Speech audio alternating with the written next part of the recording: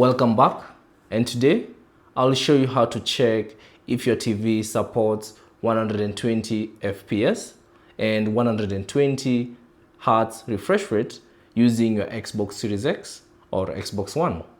So all you have to do is power on your console and access this homepage, and then from the homepage select the settings option that appears from the menu on top of the screen. Select that, and then within the settings select the general setting option and then within the general find TV and display options. So select that, and then from here under display you'll see that the refresh rate.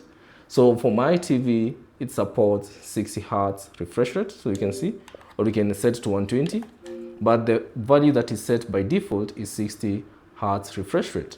So if you want to see more about your TV, select 4K TV details, and then from here you can see if your TV supports 120 FPS or 120 Hz refresh rate.